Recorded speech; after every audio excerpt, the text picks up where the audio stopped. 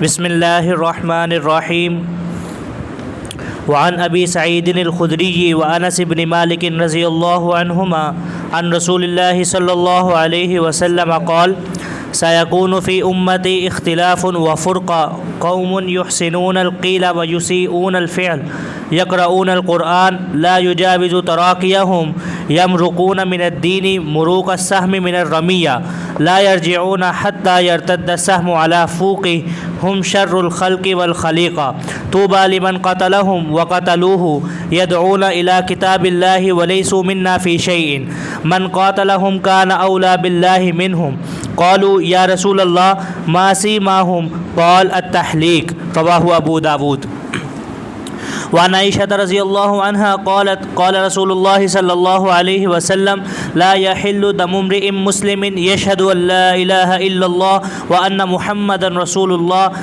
الا باحدى ثلاث زنا بعد احصان فانه يرجم ورجل خرج محاربا لله ورسوله فانه يقتل او يسلب او ينفى من الارض او يقتل نفسا فيقتل بها رواه ابو داود وعن ابن ابي ليلى قال حدثنا اصحاب محمد صلی اللہ علیہ وسلم انہم كانوا يسرون مع رسول اللہ صلی اللہ علیہ وسلم فنام رجل منهم فانطلق بعضهم الى حبل معه فاخذه ففزع فقال رسول اللہ صلی اللہ علیہ وسلم لا يحل لمسلم ان يروع مسلما رواہ ابو داود وعن ابي الدرداء رضي الله عنه عن رسول الله صلى الله عليه وسلم قال من اخذ ارضا بجزيتها فقد استقال حجرته ومن نزع صغار كافر من عنقه فجعله في عنقه فقد ولى الاسلام ظهرا رواه ابو داود وعن جرير بن عبد الله رضي الله عنه قال بعث رسول الله صلى الله عليه وسلم سرية إلى خثعم فاعتصم ناس منهم بالسجود فأسرع فيهم القتل فبلغ ذلك النبي صلى الله عليه وسلم فأمر لهم بنصف العقل وقال أنا بريء من كل مسلم مقيم بين أزهر المشركين قالوا يا رسول الله لما قال لا تتراءى ناراهما رواه أبو داود وعن أبي هريرة رضي الله عنه عن النبي صلى الله عليه وسلم قال الإيمان قيد الفتك لا يفتك مؤمن رواه أبو داود وعن جرير رضي الله عنه عن النبي صلى الله عليه وسلم قال إذا أبغى العبد إلى الشرك فقد حل دمه رواه أبو داود وعن علي رضي الله عنه أن يهودية كانت تشتم النبي صلى الله عليه وسلم وتقع فيه فخنقها رجل حتى ماتت فأبطل النبي صلى الله عليه وسلم دمها رواه أبو داود وعن جندب رضي الله عنه قال قال رسول الله صلى الله عليه وسلم حد الساحر ضربة بالسيف رواه الترمذي الفصل الثالث عن أسامة بن شريك رضي الله عنه قال قال رسول الله صلى الله عليه وسلم أيما رجل خرج يفرق بين أمتي فاضربوا عنقه رواه النسائي وعن شريك بن شهاب قال كنت أتمنى أن ألقى رجلا من أصحاب النبي صلى الله عليه وسلم أسأله عن الخوارج فلقيت أبا برزة في يوم عيد في نفر من أصحابي فقلت له هل سمعت رسول الله صلى الله عليه وسلم يذكر الخوارج قال نعم سمعت رسول الله صلى الله عليه وسلم بأذني ورأيته بعيني أوتي رسول الله صلى الله عليه وسلم بمال فقسم فأعطى من عن يمينه ومن عن شماله ولم يعط من وراءه شيئا فقام رجل من ورائه فقال يا محمد ما عدلت في القسمة رجل أسود متموم الشعر عليه ثوبان أبيضان فغضب رسول الله صلى الله عليه وسلم غضبا شديدا وقال والله لا تجدون بعدي رجلا هو أعدل مني ثم قال يخرج في آخر الزمان قوم كأن هذا منهم يقرؤون القرآن لا يجاوز تراقيهم يمرقون من الإسلام كما يمرق السهم من الرمية سيماهم التحليق لا يزالون يخرجون حتى يخرج آخرهم مع المسيح الدجال فإذا لقيتموهم هم شر الخلق والخليقة رواه النسائي وعن أبي غالب رأى أبو أمامة رؤوسا منصوبة على درج دمشق فقال أبو أمامة كلاب النار شر قتلى تحت أديم السماء خیر قتلى من قتلوه ثم قرأ يوم تبيض وجوه وتسود وجوه الآية. قيل لأبي أمامة أنت سمعت من رسول الله صلى الله عليه وسلم؟ قال لو لم أسمعه إلا مرة أو مرتين أو ثلاثة حتى أدى 7 ما حدثتكموه. رواه الترمذي وابن ماجه وقال الترمذي هذا حديث حسن.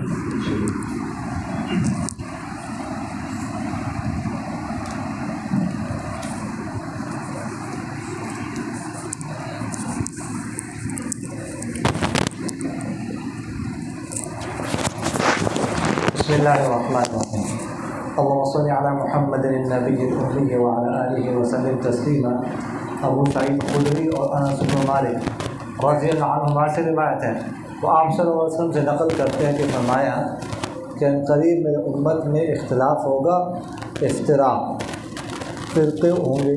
کچھ لوگ ہوں گے جو بات اچھی کریں گے اور پھر برے کریں گے، قرآن پاک کو پڑھیں گے لیکن نہیں گزرے گا وہ ان کے حلق سے اوپر، نکلیں گے دین سے ایسا جیسا کہ تیر نکلتا ہے شکار سے، نہیں لوٹیں گے دین کی طرف حتیٰ کہ تیر لوٹے اپنی سوفار پر. وہ انسانوں اور جانوروں میں سے بدترین لوگ ہوں گے. خوشخبری ہے اس شخص کے لیے جو ان کو قتل کر دے یا وہ جسے قتل کرے. پکاریں بلائیں گے اللہ کی کتاب کی طرف لیکن وہ ہم میں سے کسی بھی چیز پر نہیں ہوں گے. جو ان سے جنگ کرے گا تو اللہ کے زیادہ قریب ہوگا ان میں سے. صحابہ نے اس کیا رسول اللہ ان کی علامت کیا ہے؟ تو فرمایا التحلیق، سر منڈانا. آپ صلی اللہ علیہ وسلم نے فرمایا کہ میری امت میں اختلاف ہوگا، افتراق ہوگا. کچھ لوگ ہوں گے جو اچھی گفتگو کریں گے، بظاہر بہت نیک ہوں گے، اللہ کی طرف بلائیں گے، دین کی طرف بلائیں گے، لیکن افعال اعمال ان کے برے ہوں گے. سمجھ آ گیا؟ وہی حدیث کے قرآن پاک کی تلاوت کریں گے، قرآن پاک کو بہت اچھا پڑھیں گے لیکن حلق سے اوپر جو ہے نا وہ جائے گا نہیں بس. اور پھر وہی فرمایا جو پہلے بات ہو چکی ہے، فوق، یہ لفظ فوق ہے، حتیٰ یرتد السمع علی فوقی. فوق نہیں، اس کو خوف نہیں پڑھنا، کیا ہے یہ؟ فوق پڑھنا. صوفہ یہ وہ جو تیر کمان میں وہ تار سے جو لگی ہوتی ہے، تار جس کے اوپر تیر رکھ کر پھینکتے ہیں، مارتے ہیں، تو اس کو کیا کہا جاتا ہے؟ فوق کہتے ہیں. تو فرماتے ہیں جیسے وہ تیر نکلے، تیر کو پھینکے تو وہ اپنے فوق کی طرف نہیں آ سکتا. پھینکا گیا تیر اپنے فوق کی طرف نہیں آ سکتا. اس طرح یہ بھی واپس نہیں آئیں گے، دین سے نکلیں گے پھر واپس نہیں آئیں گے. اور فرمایا جو شخص ان کو قتل کرے یا جس کو یہ لوگ قتل کرے تو اس کے لیے کیا ہے؟ خوشخبری ہے. فرمایا ہم شر الخلق والخلیقہ، خلق اور خلیقہ. بعض حضرات نے فرمایا کہ خلق اور خلیقہ دونوں ہمارا الفاظ ہیں، ٹھیک ہے. بعض نے کہا خلق سے مراد انسان ہے اور خلیقہ سے مراد جانور ہے، ٹھیک ہے. ان انسانوں میں اور جانوروں میں بدترین لوگ یہ ہوں. تو فرمایا کہ جو ان سے جنگ کرے گا وہ اللہ کے زیادہ قریب ہوگا. اور صحابہ نے اس کی ان کی علامت کیا ہوگی؟ تو فرمایا التحلیق، سر منڈانا. سر منڈائیں، بال نہیں رکھیں گے، بال نہیں چھوڑیں گے سر پر جیسے انگریز کرتے آج کل. بالکل سمجھ آ گئی ہوگی تو سر منڈاتے. تو فرمایا ان کی علامت کیا ہوگی؟ تو سر منڈانا. تو سر منڈانا مطلب ہے کوئی بری بات نہیں ہے لیکن یہ تو رکھیں گے نہیں بات، سر ہی منڈائیں. اگر کوئی کبھی سر منڈاتا ہے اور کبھی بال رکھتا ہے تو کوئی حرج نہیں ہے، لیکن گویا کہ وہ لوگ سر منڈانے کو لازم سمجھتے ہیں کہ بال رکھنے ہی نہیں. تو یہ نہ ہو، ٹھیک ہے، یہ کوئی نہ کرے. باقی کبھی منڈائے اور کبھی بال رکھے تو اس میں کوئی حرج نہیں ہے. مولوی صاحب کیا نام ہے آپ کا؟ جی ہاں جی، دیکھیے آگے دیکھیے. عائشہ رضی اللہ عنہ سے روایت ہے کہ آپ صلی اللہ علیہ وسلم نے ارشاد فرمایا کہ حلال نہیں ہے کسی بھی مسلمان کے لیے جو اس بات کی گواہی دیتا ہو کہ اللہ کے سوا کوئی عبادت کے لائق نہیں اور محمد صلی اللہ علیہ وسلم اللہ کے رسول ہیں، ٹھیک ہے. کسی بھی مسلمان کا خون حلال نہیں جس کی گواہی دیتا، مگر 3 باتوں کے ساتھ۔ زنا کرے، احسان کی بات، تو بے شک اس کو رجم کیا جائے گا، اور جو شخص نکلے اللہ اس کے رسول کے ساتھ جنگ کرتے ہوئے تو بے شک اس کو قتل کیا جائے گا، یا سولی پہ چڑھا دیا جائے گا، یا اس کو جلا وطن کیا جائے گا، یا یہ کہ کسی مسلمان کو کسی نفس کو قتل کرے تو اس کے بدلے میں اس کو قتل کیا جائے گا۔ فرمایا کہ کسی بھی مسلمان کا خون حلال نہیں ہے مگر 3 صورتوں میں سے کسی ایک صورت۔ اچھا پہلے بھی بات ہو چکی ہے، وہاں پر بھی ایک حدیث میں بات گزر چکی ہے، لیکن یہاں پر ایک نئی صورت آئی ہے، ایک صورت کو نکال کے ایک نئی صورت آئی ہے، ٹھیک ہے۔ وہاں پر ہے کہ کوئی مرتد ہو جائے تو اسے قتل کیا جائے گا، یہاں پر ارتداد کا لفظ نہیں ہے بلکہ یہاں پر محارب کا لفظ ہے، جو حرابہ کرتا ہے، جو فساد کرتا ہے، ٹھیک ہے جی، بغاوت کرتا ہے اسلامی حکومت کے خلاف نکل کر باغی جو ہوتا ہے اس کے بارے میں فرمایا، اس کا ذکر کیا۔ اچھا اس حدیث میں جو باغی ہوتا ہے اس کی 3 سزاؤں کا ذکر ہے، اسے قتل کیا جائے، اس کے سولی پہ اس کو سولی پہ چڑھا دیا جائے، یا اسے جلا وطن کیا جائے، لیکن قرآن پاک میں 4 سزاؤں کا ذکر ہے۔ انما جزاء الذین یحاربون اللہ ورسولہ ویسعون فی الارض فسادا۔ یہ ہنس رہا ہے، فضیل ہنس رہا ہے، ہنس کیوں؟ کس بات پہ ہنس ہنس رہا ہے؟ پتہ نہیں کیا سوچ رہا ہے، نیچے دیکھ کے ہنس رہا ہے، کیا سوچ رہا ہے، کس بات پہ ہنس رہا ہے؟ کیا کہا اس نے؟ انگل دیتی ہے اس نے کہ تو ہنس کیا کہا اس نے؟ ہنس رہا ہے، پتہ نہیں، یہ تو پاگل ہی ہنستے ہیں اس طرح۔ لا حول ولا قوة الا بالله۔ انما جزاء الذين يحاربون الله ورسوله ويسعون في الارض فسادا ان يقطعوا، نہیں کیا ہے؟ یہ دیکھو اس نے ہو سکتا اثر دیکھو ٹھیک ٹھاک آئے لیکن سے نکل جائے۔ انما جزاء الذين يحاربون الله ورسوله ويسعون في الارض فسادا ان يقتلوا او يصلبوا او تقطع ايديهم وارجلهم من خلاف او ينفوا من الارض۔ سمجھ آ گئی؟ 4 سزاؤں کا ذکر ہے۔ اچھا پہلی سزا کیا ہے؟ اچھا یہاں پر 3 ہے۔ پہلے تو یہ ذہن میں رکھیے گا کہ قوی امکان یہ ہے کہ کسی راوی کے ذہن سے بات نکل گئی، ٹھیک ہے، راوی بھی تو انسان ہی ہوتا ہے، تو بہرحال 4 سزاؤں کا ذکر قرآن پاک میں واضح طور پر ہے۔ تو کیا ہے؟ پہلی سزا کہ ان کو قتل کریں، دوسری سزا سولی پہ چڑھائیں گے، ان کو پھانسی دی جائے گی، تیسری سزا کیا ہے کہ ان کے ہاتھ اور پاؤں خلاف سائڈ سے کاٹے جائیں گے، اور چوتھی سزا کیا ہے؟ ان کو جلا وطن کیا جائے گا۔ اب فقہاء نے تفسیر یہ لکھی ہے کہ اگر تو باغی نے کسی کو صرف قتل کیا ہو تو اس صورت میں پھر اس کو قتل کیا جائے گا، اور اگر باغی نے قتل بھی کیا ہو اور مال بھی لیا تو اس صورت میں قتل بھی کیا جائے گا اور پھانسی بھی دی جائے گی۔ تو باقی حضرات تو فرماتے ہیں قتل کرنے کے بعد اس کو لٹکایا جائے گا، امام مالک رحمۃ اللہ فرماتے نہیں، پہلے اس کو لٹکائیں گے، پہلے اس کو لٹکایا جائے گا، پھانسی دی جائے گی، اس کے بعد اسے قتل کیا جائے گا۔ اور تیسری سزا کیا ہے کہ ہاتھ پاؤں خلاف سائڈ سے کاٹ، یہ اس صورت میں ہے کہ صرف مال لیا ہوا، بس قتل نہ کہ صرف مال۔ اور چوتھی صورت میں کیا ہے کہ اسے جلا وطن کیا جائے۔ جلا وطن اس صورت میں کریں گے جب اس نے صرف ڈرایا دھمکایا، کچھ اور نہ کہا۔ سمجھ آ گئی کہ نہیں ہے؟ جی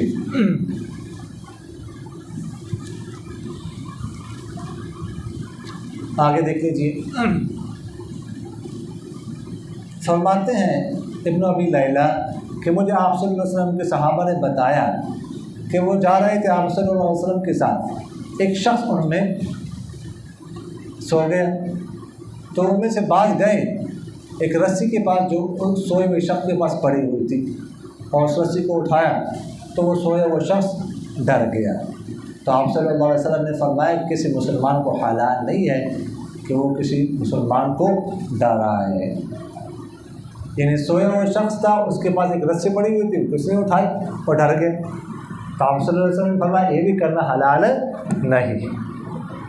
تو یہ حلال نہیں چیز جائے کہ کوئی رات کا اندھیرا ہو، جا رہا ہو، دوسرا دوست کھڑا ہو کسی آڑ کے بدلے میں بہت یہ کرے اور پہلے سے وہ ڈر وہ بھی ہو. سمجھ آ کے نہیں ہے، یہ تو بالکل حلال نہیں ہے. اس طرح بچوں کو ڈرانا، جی جن بھوت آ گئے تو یہ آ گیا وہ آ گیا، تو یہ تو آپ صلی اللہ علیہ وسلم نے فرمایا کہ حلال نہیں. سمجھ آ رہی کہ نہیں آ رہی؟ جی. ابو الدرداء رضی اللہ عنہ آپ صلی اللہ علیہ وسلم سے نقل کرتے ہیں کہ جس نے لی زمین جزیہ کے ساتھ، خراج کے ساتھ، تو اس نے اپنی ہجرت توڑ دی. اور جس نے کھینچی کسی کافر کی ذلت اس کی گردن سے اور ڈال دی اپنی گردن میں، تو اس نے اسلام تو پھیر دی اپنے پشت اسلام کے لیے. جس نے زمین لی، جزیہ والے خراج والی زمین لی، تو گویا کہ اس استقالہ، اقالہ سے ہے نا، کیا مطلب کس چیز کو واپس کرنا. بھائی میں آپ لوگوں نے اقالہ پڑھا ہے نا، تو اقالے کا مطلب کیا ہوتا ہے کہ جو ہے نا وہ مشتری کیا کرتا ہے، مبی واپس کرتا ہے، اور بائی کیا کرتا ہے، ثمن واپس کرتا ہے. تو فرمایا کہ جس نے خراج والی زمین لی تھی تو اس نے اپنی ہجرت توڑ دی. خراج والی زمین سے کیا، کسی کافر کے پاس زمین تھی، تو جو کافر کے پاس زمین ہوتی ہے اس پر خراج واجب ہوتے ہیں. اب لوگوں نے پڑھا ہے، اب اس سے خرید لی. تو یہ بات ذہن میں رکھیے گا کہ جب ایک دفعہ خراج واجب ہوتے ہیں نا، تو واجب ہو جائے کسی زمین پر کافر کے پاس ہونے کی وجہ سے، پھر وہ خراجی رہتی ہے، آخر تک وہ زمین خراجی رہتی ہے. تو اگر مسلمان خرید بھی لینا تب بھی وہ زمین خراجی رہتی ہے، تب وہ خراجی ہے. اب پہلے وہ ادا کرتا تھا خراج، اب یہ ادا کرے گا. سمجھ آ رہی کہ نہیں آ رہی؟ تو اس نے گویا کہ ہجرت توڑ دی اور ذلت اپنے گردن میں کیا کر دی، ڈال دی. اب اگلا جو جملہ ہے نا، اچھا، تو اگلا جو جملہ وَمَنْ نَزَعَ صِغَارَ كَافِرٍ مِنْ عُنُقِهِ، یہ پہلے جملے کے لیے وضاحت ہے. سمجھ آ رہی؟ گویا کہ اس نے اس کی گردن سے ذلت کھینچ لی. پہلے وہ خراج ادا کرتا تھا، ٹھیک ہے، یہ خراج ادا کرنا کوئی اچھی بات تو نہیں، ذلت ہے، کھینچ کے کیا کر دی، اپنے گردن میں ڈال دی. سمجھ آ گئی کہ نہیں آئی؟ اگلی روایت میں جریر بن عبداللہ، وہ مجھے بلا رہے ہیں ساتھ میٹنگ میں، کہ آپ صلی اللہ علیہ وسلم نے ایک لشکر کو بھیجا خصم قبیلے کی طرف. تو کچھ لوگوں نے ان میں سے پناہ لی سجدے کے ساتھ، بچاؤ کیا سجدے کے ساتھ. خیر ان میں جلدی قتل کیا گیا، ان کو قتل کیا گیا. تو آپ صلی اللہ علیہ وسلم کو یہ بات پہنچی تو آپ صلی اللہ علیہ وسلم نے نصف عقل کا حکم، نصف دیت کا حکم فرمایا، اور فرمایا میں پری ہوں ہر ایسے مسلمان سے جو مشرکین کے درمیان رہتا ہو. انہوں نے کہا اللہ کے رسول کیوں؟ فرمایا یہاں تک کہ وہ دونوں ایک دوسرے کی آگ نہ دیکھیں. یعنی ایک لشکر گیا خصم قبیلے کی طرف، تو اس میں کچھ لوگ تھے وہ مسلمان ہو گئے تھے، وہاں پر رہتے تھے. جب انہوں نے مسلمانوں کو دیکھا کہ ہمارے پاس آ رہے ہیں، تو نئے مسلمان تھے، زیادہ پتہ ان کو کچھ نہیں تھا اسلام کے بارے میں. انہوں نے سجدہ کیا، سب نے سجدہ کرنا شروع کر دیا، یہ بتانے کے لیے کہ ہم مسلمان ہیں، ہمیں قتل نہ کر. لیکن مسلمانوں نے قتل کر دیا کہ یہ ویسے جو ہے نا بہانہ کر رہے ہیں. جب آپ صلی اللہ علیہ وسلم کے پاس بات پہنچی تو آپ صلی اللہ علیہ وسلم نے نصف دیت کا حکم کیا اور فرمایا میں بری ہوں اور ایسے مسلمان سے جو اسلام لانے کے بعد مشرکین کے درمیان رہے. یعنی جب اسلام کو لے آئے تو پھر مشرکین کے درمیان نہیں رہنا چاہیے. پھر یہی جو ہے نا وہ نتیجہ نکلے، پھر مسلمان آزادانہ حملہ نہیں کر سکیں گے. تو خیر صاحب نے کہا لما یا رسول، یہ بیزاری کا سبب کیا ہے؟ تو آگے آپ سے سمجھنا فرمایا یہاں تک کہ دونوں ایک دوسرے کی آگ نہ دیکھیں، مسلمان کافر. کیا مطلب؟ انہوں نے کہا بیزاری کا سبب کیا تھا؟ آپ سے نے فرمایا مطلب یہ ہے کہ ان دونوں کو اتنا دور، بیزاری کا سبب یہ ہے کہ آپس میں ایک دوسرے کے ساتھ رہ رہے ہیں، اس لیے میں بیزاری کر رہا ہوں. اتنا دور ایک دوسرے سے رہنا چاہیے کہ کافر مسلمان ایک دوسرے کی آگ تک نہ دیکھ سکیں. تو بالکل ایک دوسرے کے ساتھ غلط ملط ہو کر نہیں رہنا چاہیے، وگرنہ پھر یہ رزلٹ لکھ لے گا. سمجھ آ گئی کہ نہیں آئی؟ تو میں جا رہا ہوں یہاں پر جو ہے نا وہ میٹنگ ہے کہ سمجھ آپ لوگ دعائیں مانگ رہے تھے کہ ہو جائے.